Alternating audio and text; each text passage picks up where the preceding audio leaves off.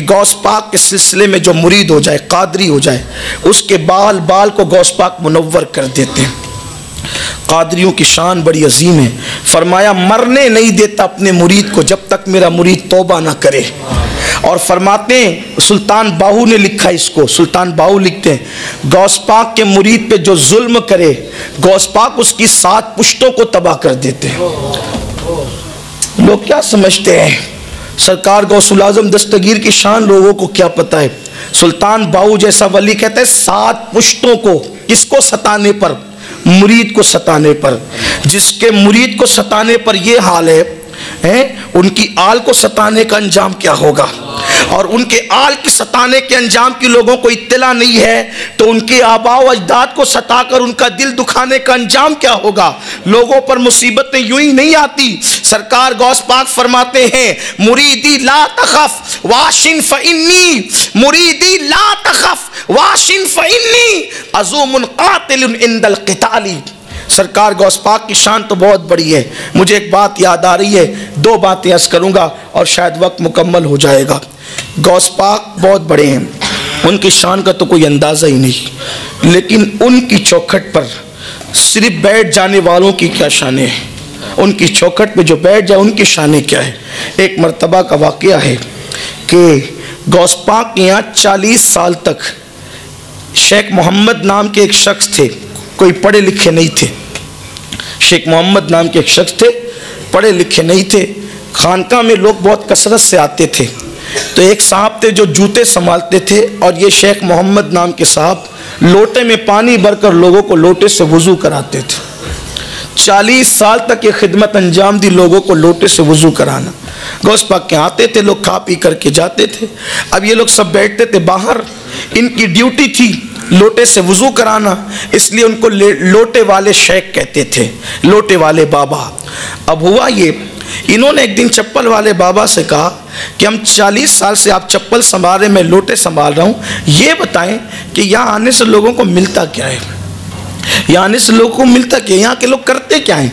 तो कहा कि भाई लोग आते हैं, खाते पीते हैं गौस पाक का लंगर और चले जाते हैं, और क्या बात है यहाँ। अब जिसका जितना ज़र्फ हो वो उतनी बात करता है, जिसकी जितनी निगाह वो उतनी बात करता है। वो चप्पल संभालते थे, ये लोटे संभालते थे, पानी से वज़ू कराते थे।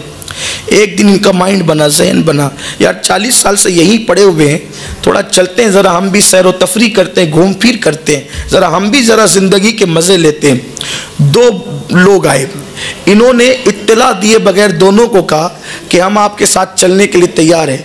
उनको पता नहीं था ये गौस पाक के नौकर हैं और गौस पाक की चौखट पे लोगों को वज़ू कराते हैं, उनको खबर नहीं थी। वो दोनों वली थे, और कौन से वली, अख्ताब थे, अख्ताब कुतुब थे वो। और कुतुब वो होता है जिसको अल्लाह ताला उसके शहर का निज़ाम संभालने की ड्यूटी अता करता है। ये अख्ताब की किस्म, औलिया अल्लाह की कई किस्में, एक किस्म उसमें से कुतुब है। ये दोनों कुतुब थे। इन्होंने लोटे वाले शाह को साथ लिया और साथ लेकर के चले।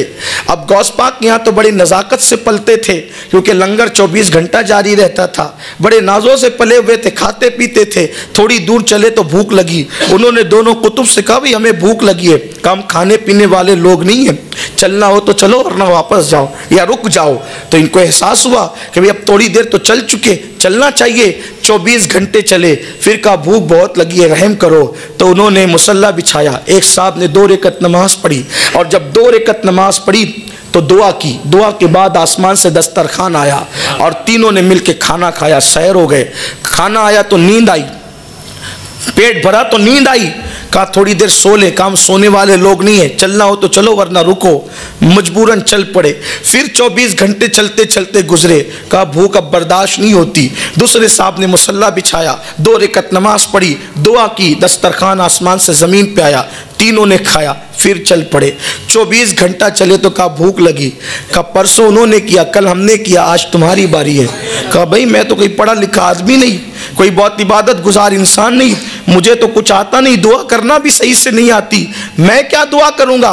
कहा या दुआ करो या मरो, भूखे रहना है तो भूखे रहो, या तो अगर खाना है तो दुआ करनी पड़ेगी, मरता क्या ना करता। इन्होंने भी मुसल्ला बिछाया, 2 रकत नमाज पढ़ी शेख मोहम्मद लोटे वाले शाह ने, और उसके बाद जब दुआ की तो उन दोनों की दुआ पर एक एक दस्तरखान आया था, लेकिन इन्होंने दुआ की तो 2 दस्तरखान आए।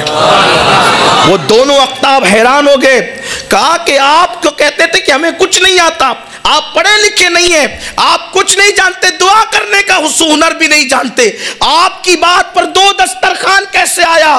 तो कहा कि वाकई मैं कुछ नहीं जानता था, लेकिन जब तुमने मजबूर किया या भूखे मरो या दुआ करो, जब जान पे बनाई तो फिर मैंने बस इतना कहा, ए अल्लाह मुझे तो कुछ नहीं आता। ये दोनों अख्ताब जिसके वसीले से दुआ करते हैं, ये दोनों अख्ताब जिसके वसीले से दुआ करते हैं, ये दोनों अख्ताब जिसके वसीले से दुआ करते हैं, अल्लाह उसी का वसीला दस्तरखान नाजिल फरमा। तो 2 दस्तरखान आ गए। तो उन दोनों अख्ताब ने कहा तुम्हें मालूम है कि हम किसके वसीले से दुआ करते हैं? कहा नहीं मालूम था नहीं मालूम था। तभी तो कहा कि ये जिसके वसीले से दुआ करते हैं उसी के सदके में खान नाजिल फरमा। तो दोनों अख्ताब ने कहा आज सुन लो किसके वसीले से दुआ करते हैं। हम जब भी दुआ करते हैं तो यूं कहते हैं अल्लाह अब्दुल कादिर जिलानी की चौखट पर वो बंदा जो लोगों को लोटे से वुजू कराता है, उसी के सदके में हमारी दुआ को कबूल कर ले तो हमारी हर दुआ कबूल होती है। उनको वजद आ गया, कपड़े फाड़ लिए, कहा कि मैं तो समझ ही नहीं सका कि गौस बाग की चौखट पर मुझे मर्तबा क्या मिला। और कहते मुझे पहचानते हो मैं कौन हूं? कौन हूं मैं? का वही लोटे वाला तो मैं भी हूं, मैं ही वो लोटे वाला हूं जिसके वसीले से तुम दुआ करते, जिसकी चौखट पर बेहुनर बैठे तो कुतुब उनके वसीले से दुआ करें। जिसकी चौखट के बेहुनरों की ये शान है तो अब्दुल कादिर जिलानी की शान का आलम क्या हो। गौस बाग की शान क्या होगी?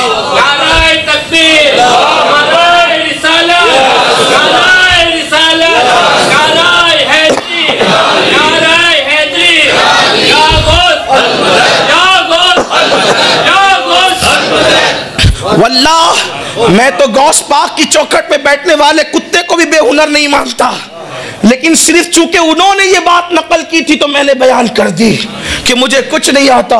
वरना अल्लाह की इज्जत की कसम उनकी चौखट पे बैठने वाला कुत्ता भी बेहुनर नहीं होता। हाँ, वक्त के बड़े बड़े असफिया जिनके कुत्तों के कदमों पे जान कुर्बान करने की बात करें, जिनसे निस्बत कायम करने की बात करें, वो गौसुल आजम की चौखट है। बात कादरियत की चल रही थी, गौस पाक की शान की चल रही थी। अब समझे आप जो चौखट पे बैठे उनकी ये शान।